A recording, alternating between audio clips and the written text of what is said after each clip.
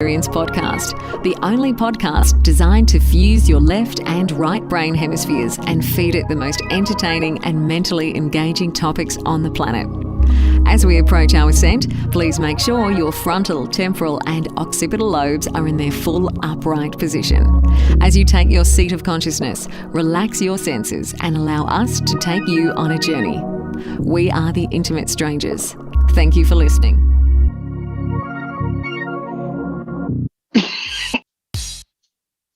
And we'll get started. The human experience is diving into the science of the inner universe. My name is Xavier Katana. My guest for this evening is Dr. Allan Combs. Dr. Allan Combs is a consciousness researcher, neuropsychologist, and systems theorist at the California Institute of Integral Studies, where he's the director of the Center for Consciousness Studies. He is the author of over 200 articles, chapters, and books on consciousness and the brain, and the founder and past president of the International Society for Consciousness Studies, as well as recipient of their recent Lifetime Achievement Award for advances in consciousness studies. He is a titan, as I said earlier, in this realm. Dr. Combs, it's such a pleasure. Welcome to HXP.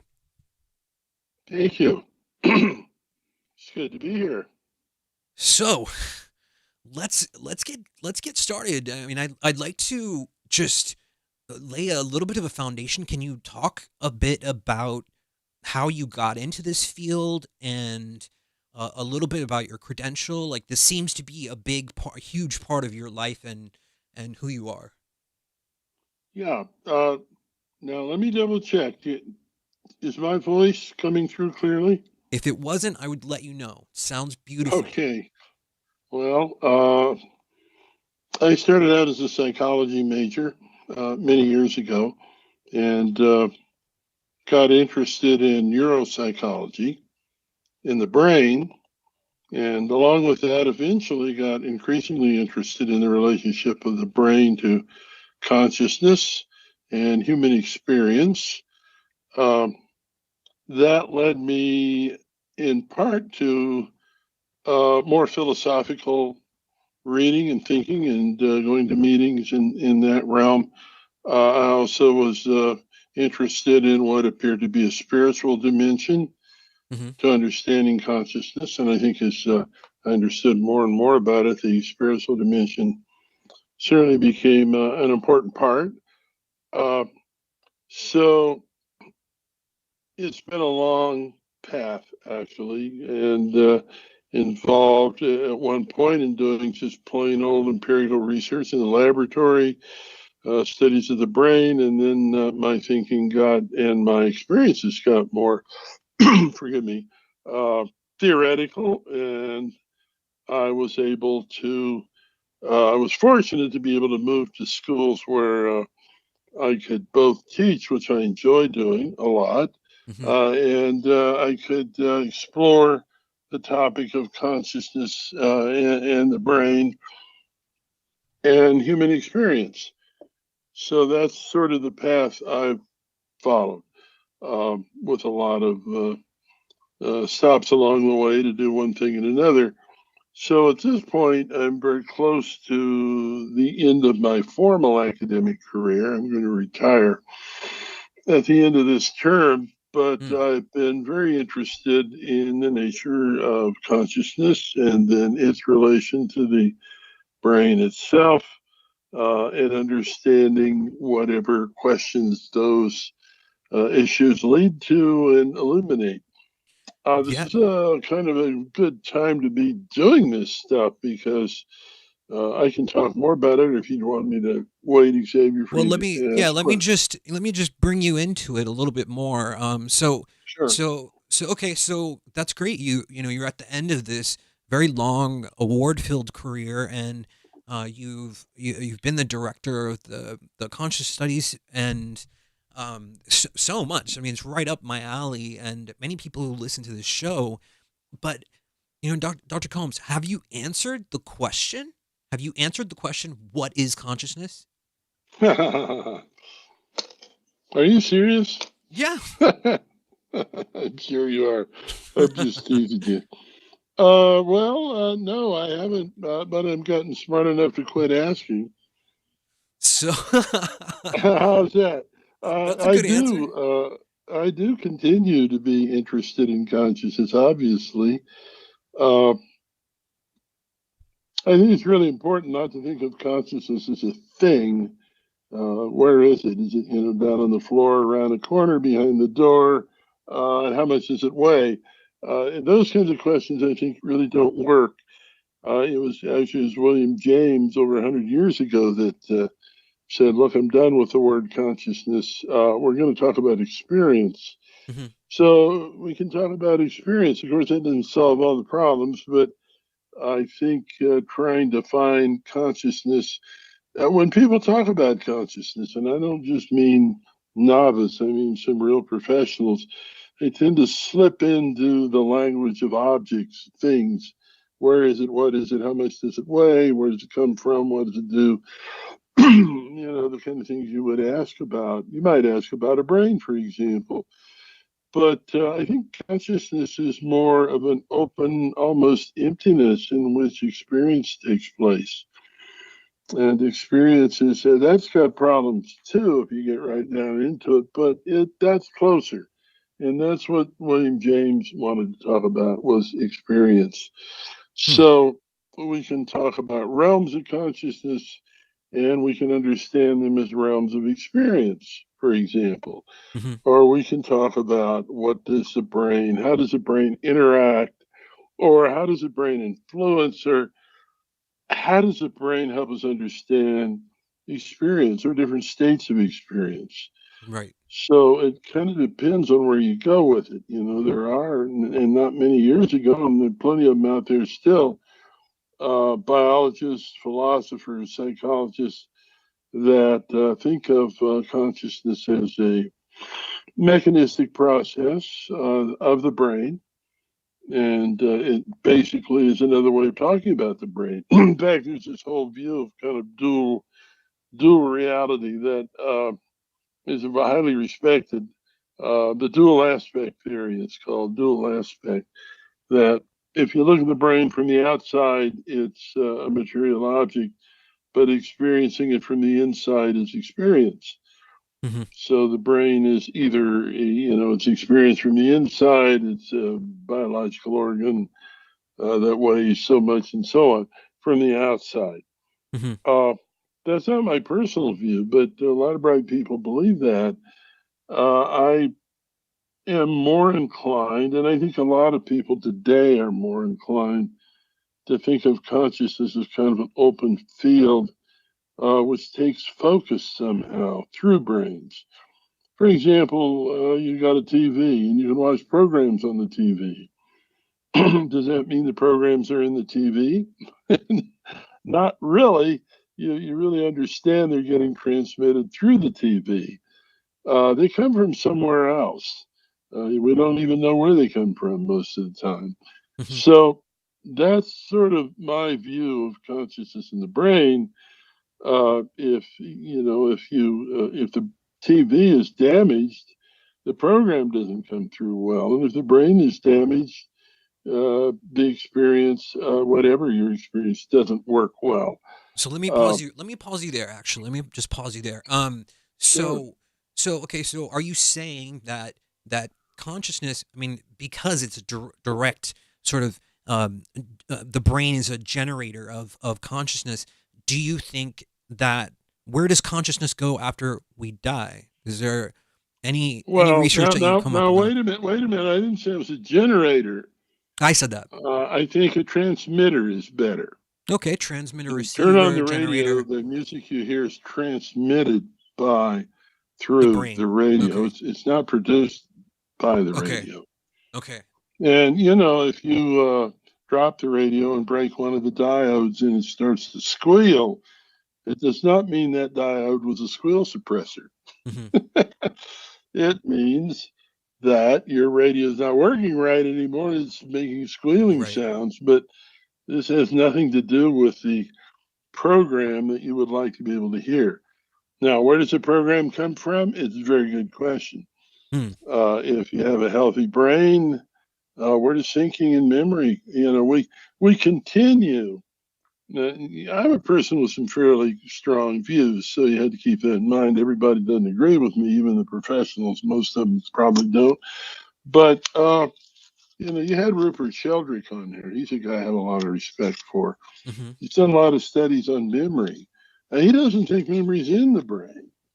That memory is through these field processes, morphic fields, he calls them, Right. and they're communicated to us, and they're communicated to experience through the brain. And if the brain's not working right, your memories is not going to work right. Doesn't mean the memories are gone. You can go in neurological clinics, and there's some very strange cases. For example, there's an old book I use in my classes because it's so wonderful to read. It's called The Man Who Mistook His Wife for a Hat. The Man Who Mistook His Wife for a Hat by Oliver Sacks, I Clinical love Tales. that. Oh, and every one is a real story. And one of these stories is about a guy who was somehow, there's a certain drug, I can't tell you what it is, but if you take too much of it, you can become very violent. And this PCP. guy was, I don't know, you can, Okay. maybe it is. Okay. I have a bad memory for terms and names, but No worries. Go he on. was completely goofed up on this and violently murdered his wife. Oh Just no. terrible. In fact, it was so bad that when it went to court, the jury watched the tapes away from the audience. Wow. So, but the thing is, he couldn't remember a thing, knew nothing about it. And then one day he fell, knocked his head again, and it all started to play back. And it kept playing back. He couldn't shut it off. It was like a living nightmare. Now, I only tell this story because it's so typical of some of the, well, rare, so not so typical, but stories about memory in the brain. There are cases where the memory is completely gone and then comes back later, it's completely back. Hmm. You probably have noticed, or hopefully you haven't, but if you've been in a car accident or two, the police will come and immediately interview what happened, when, where, who did what, and so on. That's because you will tend to forget it. Right. Uh, but is it gone forever? Uh, Sure. there are times when it comes back. So where is the memory? Hmm. According to Rupert Sheldrake, it's not really about neurons in your brain, although most biologists would argue that it is. It's more of a field process that's not in the brain, but the brain transmits it, if you will.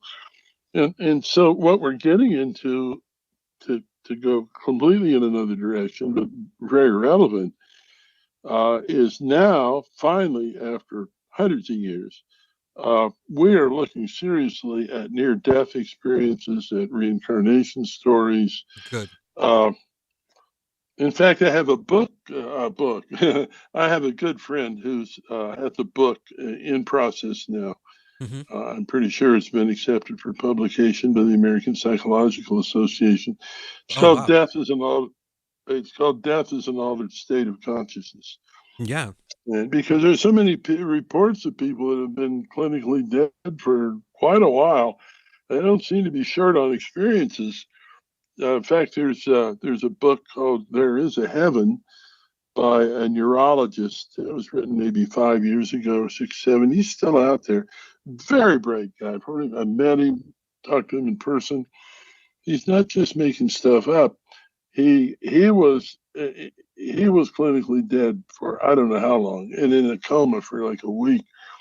And when he woke up, he had had all these experiences. His brain shut off, but his mind didn't. Uh, so we're getting more and more. We're beginning to see more and more people with a scientific background who are really trying to understand consciousness in a non-material way, and that involves possibly life after death, near-death experiences. There's such a rich trove of these. Uh, or what's going on, or just waking up from short periods of near death. So at those times, the brain stops. So memory in my personal view, although I'm not alone in this, is not in the brain the way memory is in your laptop. Yeah. If you have a hard disk, if you don't Yeah. have a hard disk, it's out in the internet somewhere, which probably is more like the way our own memory works. But what's confusing and has created a lot of challenge is that none of this works right if you don't have a good brain. So if somebody suffers brain damage, a stroke, uh, or an injury, and it affects their memory or it affects their emotional expression, or it affects something else, uh, doesn't necessarily mean that those things were all in the brain. It means that the brain is without them, you can't really experience them. Dr. Combs, I have you guess ever had any psychedelic experiences? I've Like had a few. DMT? I've had LSD once or twice. Okay. This was way back when it was still legal. Can you believe that? In No. Florida, you're in Florida. Yeah. Okay. So how would you say those types of compounds affect the brain and then consciousness? Well, that's a very good question. I don't think anybody can really answer it, but there's no doubt that different uh, chemicals can really affect the way the brain transmits or creates or opens us to experience. LSD being one when I was young, it was very common, and marijuana is another. I live in near the Amazon forest right now in South America in the Andes, and I know some shamans that do ayahuasca trips. I'm Yeah, tempted to do one, you and should. they. Thank you. Well, I don't know what it does to your brain, but it opens up, these different entheogens, they're called now, because entheogen means that it's like opens one to sacred experiences. Hmm. And ayahuasca is one that's used by the shamans to help people understand themselves better. And I know people from the U.S. who are deeply troubled by psychological problems who have come to South America here and over a period of time and a number of sessions have found doing ayahuasca with the right kind of guidance uh, has been very helpful for them.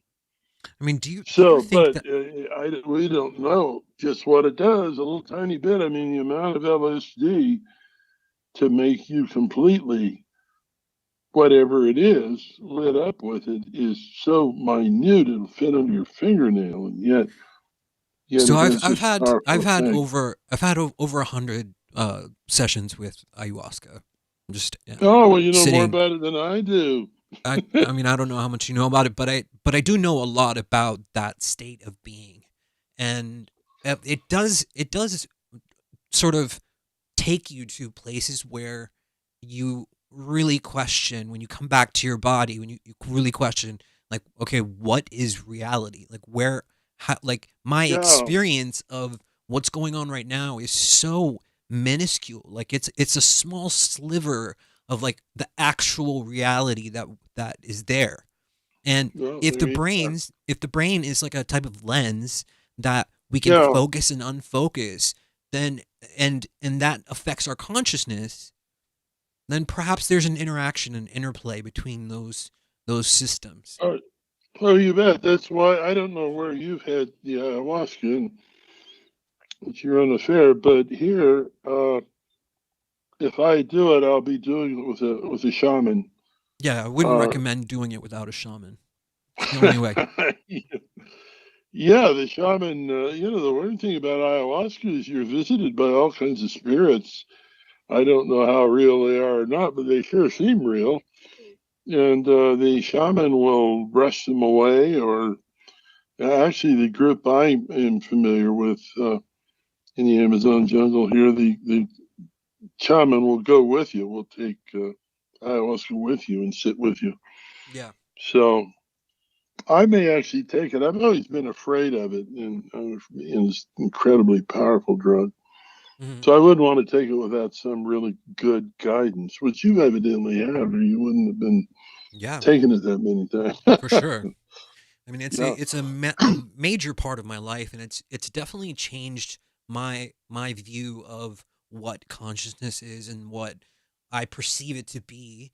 Because Well, there you in are. the first few sessions that I had with this compound, I mean it really transcended everything that I knew as a quote real. And so Yeah, that's what I it was curious to does. see what you thought about it and its effect on the brain and therefore consciousness, you know. Well, we don't really know what it does in the brain. I'm sure we could get some papers to talk about increasing levels of serotonin or Hmm. androgens or whatever different. But what that really means, I don't think anybody really understands in much depth. In fact, I've seen several papers in the last two or Yeah, three Dennis days. It's McKenna has written a paper about it, and it affects the neural receptor sites in your brain. It, like if you put your two fists together, your knuckles touch. That would be like a yeah, synapse. So it's affecting yeah. those areas so that they Well, regenerate. there's It's no called question about that. neurogenesis. The question is, why does it give you this experience it does, and not some other experience? That's a big question too. Yeah. So the deeper question is, we know it affects things, but why is that important? And what does that mean? We don't know nearly enough about the brain to begin to answer those kinds of questions. Hmm. I don't know that we ever will, really, to be quite honest. Is there We is know a there lot. is there something in your Mhm. career that has nagged you as something that you were craving to answer but you couldn't figure out? Was there a problem or a scenario that that you still remember and you're like, oh, okay, I need to kind of Yeah. line this up? Well, that's a great question. And the answer for me is pretty much no, but it's very common. It's very common. And we're beginning to see more and more cases of people who have even had really traumatic experiences and bad experiences, and somehow they've come out of it in a very positive state, transcendental state. Even Hmm. I have a student who's writing a dissertation on traumatic war experiences that led to transcendental experiences. It's rare, but it happens. Mm. And there's a whole book on this I saw recently. I can't tell you the title, Hmm. but if you're seriously interested, I'm sure you can dig it out. So, yeah, where were we with this, though? No, I love it. That's really intriguing that, a sort of traumatic event could generate this other aspect of consciousness in Yeah, itself. And well, what it does is it really it does flips you. demonstrate that we know so little about, Yeah, just where we are and our brains. yeah, that use a technical term, it flips you. It flips you? Actually, I have a good friend I should say a friend who wrote a book called The Flip. And his story is mostly about stories about scientists, professional people who have always been very serious and, no nonsense. And one day they woke up and it all went upside down. And Hmm. suddenly they became spiritual. Suddenly they said, well, I better start meditating or something. Uh, it's a wonderful book. It's called The Flip. It's by Jeff Kripal, who I'm going to spend a week with in a few months. Oh, cool. Kripal, Jeff Kripal. That's He's probably fascinating. under Jeffrey Kripal. He's the chair of, or was for a long time, religion at Rice University. And when you talk to him, he says, well, I'm always, because he doesn't take any drugs and doesn't even meditate and works in the university, he says he's working behind enemy lines. That's what I'm working behind enemy lines. So, So because I have Dr. to be Combe. very conservative here and everything. But anyway, the flip, and I'm seeing more and more.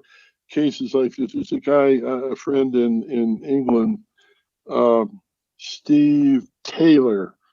You shouldn't have a name like that. You're going to be a writer because you'll be all kinds of other distractions on the internet. But Steve Taylor, he's written a book recently just like that about people who've had remarkable, what you'd have to call them awakening, spiritual, as Ken Wilber says, wake up. Yeah, for sure. He's got this nice phrase. He says, uh, wake up, grow up, wake up, show up.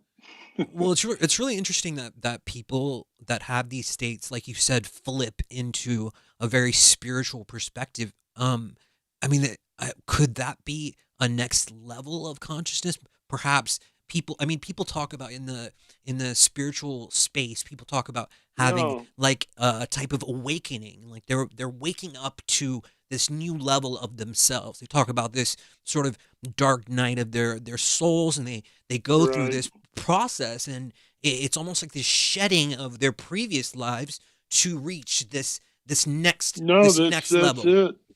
That's the way the dark night of the soul works too. If you can tough it out. But yes, and we're seeing more and more cases of this becoming more and more common. There's another book called, I think it's called Waking Up. I'd have to double check, but it's full of these cases. They're all over the place of people that get up one morning. But your point, to get back to it, and I'm no, certified mystic or anything else, but to me, the deeper you get into really consciousness and the deeper you get into some kind of spirituality, and I think eventually, you don't have to be, you can read Taoist philosophy or Indian philosophy, the Bhagavad Gita and stuff. I mean, this is all obvious, but as you experience more awakeness in your own consciousness, for example, if you meditate regularly, Hmm. you got to view it as spiritual in some sense, not necessarily religious in any narrow sense, but it's ascendant, and that's exactly what you're saying. It's ascendant. There's a feeling of ascendance that comes with it.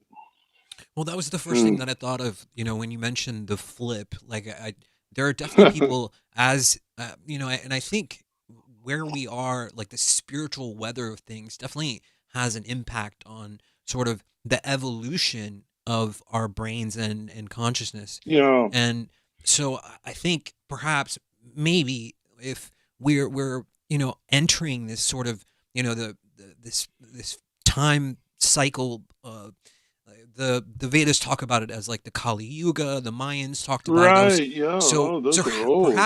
perhaps we're in this period of waking up where we turn back on. Maybe the world has to get so dark and effed up that then more of us and more of us are turning on. I mean, like No, I we think are you're right. waking We up. just have to keep from burning the house down before we reconstruct things.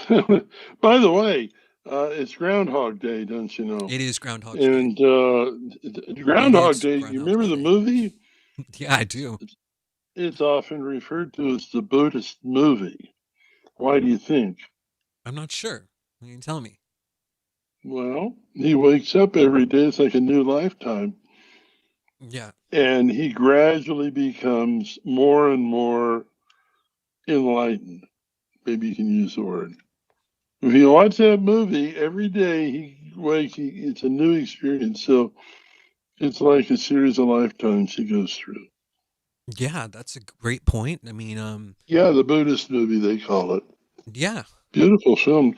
Murray has done several strange, very thoughtful movies. He did one years and years and years ago on a book called The Moon and Sixpence, which isn't well known, but it's by, I forgot the author, but he was a very famous author back in the 40s and 50s. And it's about a man who's struggling for enlightenment.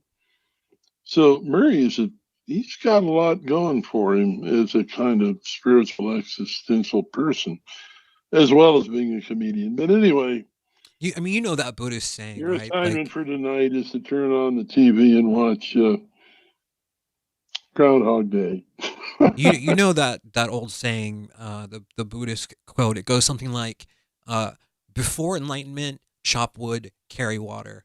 After enlightenment, Yeah, chop wood, carry chop water." wood, carry water. Yeah, So it's like, even after we turn on, even after we experience this evolution of our thinking and who we are, we still have to do that work that's so absolutely yeah, necessary. and that's a very Buddhist. It's almost Zen Buddhist kind of statement because it means that be comfortable in your ordinary life. You don't need to be doing great things all the time. Yeah, And being I comfortable. I think mean, that's a real insight of Zen Buddhism is that you can, the problem is not worrying about other stuff, but living in the moment. Cut wood, chop wood, carry water. Beautiful. there's probably a lot of people out there that talk about, putting your growth is, outside your comfort zone and stuff like that. I'm just like, no, I'm gonna stay over here. Yeah, it's fine. I mean, sometimes, not all the time. Yeah, yeah. I mean, there's like this sort of, I don't know, this obsession with wellness. Like, it's like, Oh, that's toxic a big thing positivity. nowadays. I don't know what it is. I guess a lot of people need it. Yeah. I mean, just moving on here. I'm sorry, we're distracting so much. No, I go mean, ahead. it is Groundhog's Day, so we're just kind of flowing here. I mean, if we can get back to a little bit about the brain and the way it processes sensory information to translate this sort of reality, can I Hmm. ask, if I may ask, do you believe that we are in a simulation? Uh, no, but it seems to me to be a pointless question because what's the difference whether we are or not? Well, I mean, it would be interesting to know the answer if we are. Don't you think? um, Wouldn't you want to know? I mean, if you were I plugged don't know. into, It's totally uninteresting to me. okay, Uh, I don't know what to say. There's I been a mean, lot of discussion about that. It's true. no, we don't have to if you I'll don't tell want you to. what I think is more interesting. Sure. Um, to me, there's a philosopher that I think highly of, Bernardo Kastrup, I've had him on the show. Kastr. Oh, Yeah. okay. Well, yeah, and there's a video or two. He's made a bunch of them. Where is he from anyway? He's from somewhere in Central Europe where the Russians are banging on him all the time. Because all of his videos have little things that please donate to, help us survive this attack from Russia. So, Dr. I Combs, I can't mean, remember. where do you think we are right now? Like, I mean, it seems like we're in a very dark period in human history. Would you agree? Well, wait a minute. Let's not leave Bernardo quite yet here. Oh, okay. His Sorry, you cut his out there. metaphor for our senses, looking around at the outside world, and even has a picture of an airline instrument panel. He says their sensors are like the instrument panel in an airplane. They're very complex and they work. They're very practical. They tell us what to expect in the outside world. But the instrument panel in an airplane, you probably heard this metaphor from him, is not showing you the outside world. It's showing you features of the outside world you need to know. That's giving you temperature, airspeed, stuff like that. But the outside world is something different. So he basically argues that vision, hearing, and so on are like instrument panel displays. They give us useful information about the world we live in and allow us to survive in it. But we're not seeing the real outside world. We're Sure. seeing it through the instrument panel. Yeah. And he is what do they call it? An idealist. He basically is one of a growing number of philosophers these days that thinks that consciousness is potentially spread throughout the universe. In fact, when you push him a little bit, he comes up with a very spiritual, almost Vedantic point of view that consciousness is everywhere. Hmm. Hmm. Anyway, I didn't mean to run on about that. What were you asking? I was asking where you think we are in our current state of affairs with in regards to human history. Do you believe we're at a sort of threshold? I mean, if we have the symptom of people waking up more and more, do you think that we Yeah, could be on the threshold of something else? oh, I think we definitely could. But there's a real problem with human development, and everybody that's going through these states, there's still a very small number of people that are waking up in a sense. So it's really a problem of how to how we can steer the world in a way that makes it possible for us to continue to grow. That's a whole other topic, really, whole other issue. But yeah, we're at a point. I don't know whether it's critical or not, but it's certainly vital that we want to grow. Lots of us are trying to grow. We're doing everything we can to grow, and then we got whole groups of people that haven't developed enough in themselves to be able to get on board, and they're pulling us back. So don't get me into politics. No, I please. We don't left the talk about U.S. politics here. I came to Ecuador in part because it's a country with where wildlife and even rivers have rights in court, Good. and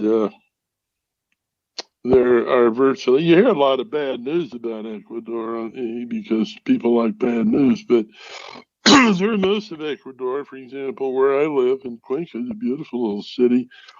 If anybody has any guns here, I've never seen them. They will pull out a knife once in a while and rob you, but uh, it really is safe to walk around at night here. Anyway, I'm going Dr. to have to go Combs, before long. How long have we been talking? it's been 40 minutes. We've got a few more minutes. Um, Okay, and I'd be happy to come back again and okay. I mean, follow up. if you'd rather cut out, like that's fine. I know we had some audio No, I can issues. go a few more minutes. I'm 80 years old as of last week, Yes, and sir. I understand. Happy but birthday, by the yeah, way. no, go ahead. What else did you have on No, your mind? I wanted to get into emotions and the brain and their connection to Yeah. consciousness.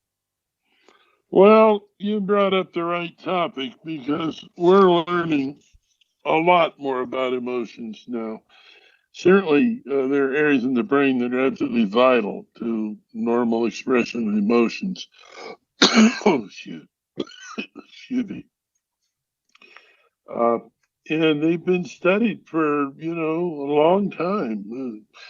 But there's a lady at Yale. Her name is Lisa Barrett, Barrett.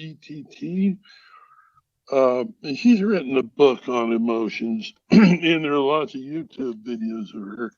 And she's really kind of revolutionized the whole field. For one thing, there's always been a kind of assumption that there are certain basic emotions. They're true for everyone, whether you're from China or whether you're from wherever you're from. And facial expressions are the same for the same emotions and so on. And there is some truth to that, but it turns out not nearly as much as you might think. Emotions are affected a lot by the culture you grow up in, how the brain handles it, and most of the traditional wisdom about emotions turns out to be just plain wrong. So I can't give you a lot of details, but I do use this book in my classes by Lisa Barrett, and you can, if you listen to some of her videos on YouTube, they're great. She's a very bright lady, and she's turned the whole field over upside down. For example, she's pretty much shown that the standard expressions for anger, fear, happiness, surprise are not that reliable in different cultures. My son was here to visit from San Francisco. He's a graphic artist, comic book artist. He said, "Oh, these are all things we've been taught to use in the comics. So people have all these emotions and everybody will understand them. And now here comes Lisa Barrett and says, wait a minute, everybody doesn't show those emotions and they're not universal." So that's about all I can say. That's never been an area that as even in years as a psychologist and neuropsychologist, I never really delved into emotions much. Hmm. They Mm-hmm. seem to Okay. come out of the really core of the brain, what we call the limbic system.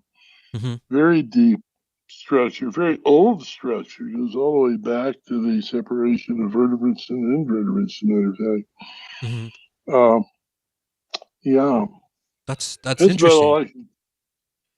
Okay, just one more question, Dr. Combs. I know that you're ready to bounce, probably past your bedtime. So, okay, just one last thing. I want to know your perspective Is on that my machine? Dang on it. I'm going to shoot mindfulness, that thing. Yeah, that's mindfulness and the. meditation. How do they Yeah. impact consciousness? Mm-hmm. Is that a question then? That's a question.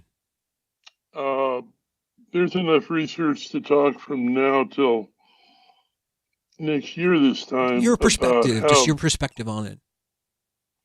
Yeah, I meditate for an hour a day, and there's just all kinds of research that it does remarkable things for the human body and the mind.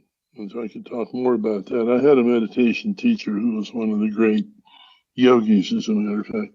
Um, but I've talked to people. One of the most recent people I talked to was Deepak Chopra, one of Deepak Chopra's friends, colleagues, who works at the Chopra Center. I'd have to check his name. I think I mentioned before I'm terrible with names. But it was Deepak's help. Deepak is a neuro endocrinologist. You got to be smart to do that. And they had people come in and meditate for just like about a week, and they use three methods. One's insight meditation, it's sort of what they do in Zen, where you just open your mind and just observe what comes by.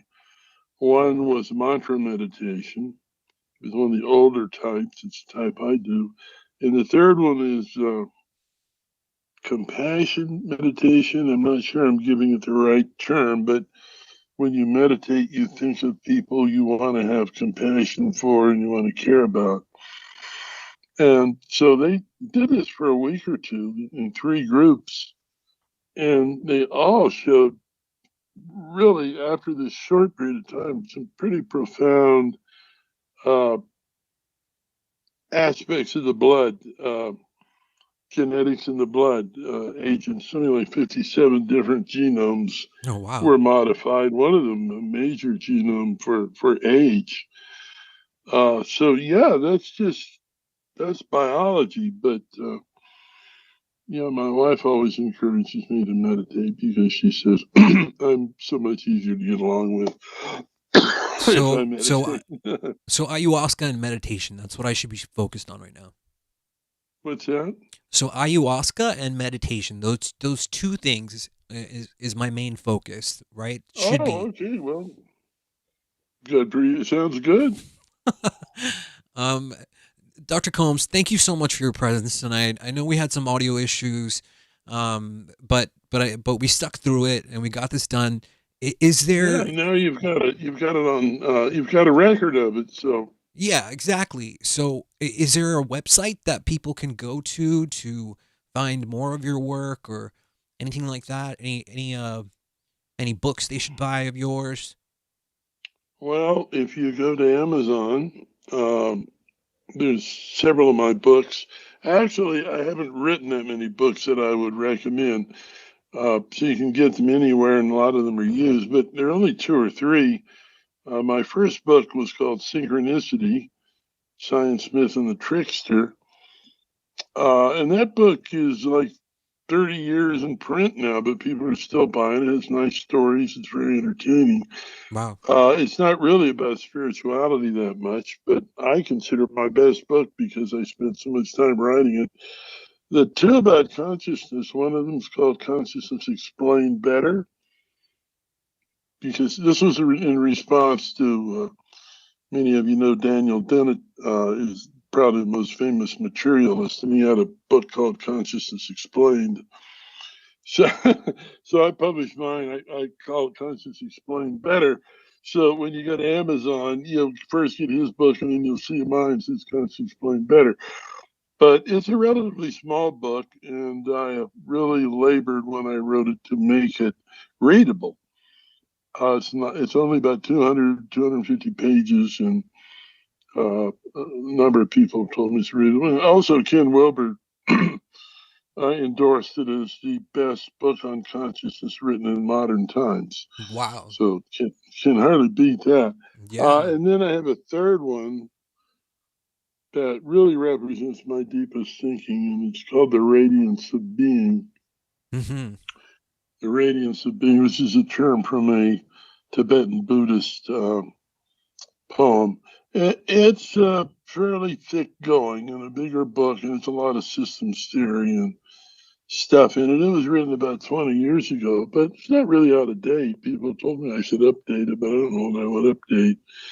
So if you're interested in reading something I wrote, I recommend Consciousness Explained Better. It's easy to get in physical form. It's available as what do you call it, electronic form, Kindle, for example. The Synchronicity book is not available in Kindle because it was written back in the day before we kept electronic books. Mm-hmm. So it's still out there, and there are probably thousands of used copies around, but you need to get a paper copy. So Well, that's my Dr. suggestion. I Combs, have a lot of other publications, but I don't recommend them unless you're a professional. thank you Really want so to work much. at it. And what's your website? Well, I don't really have a website right at the moment, but if you remember, my name is Allan Combs, ALLANCOMBS. I go by Leslie. If you Google Allan Combs, you'll find 2 or 3 websites, including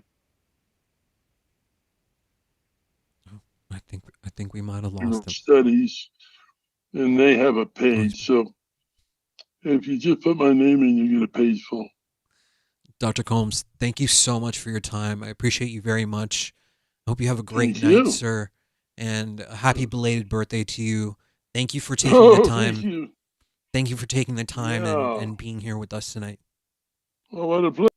Keep in touch. You're a great interviewer, and I have really enjoyed our conversation. Have a good night, sir. And all my best to your followers. Love Thank you. to everyone. Thank you so much. Guys, this is definitely an interesting one tonight. I apologize for those of you that heard the audio issues that we had. But I think most of you missed it. This will go out on the podcast version in a couple days. And shout out to Dee. I think Dee was simulcasting this over on Twitter. She's so cool. And I will leave you with that, guys. Thank you so much if you tuned in. If you made it this far, appreciate you very much.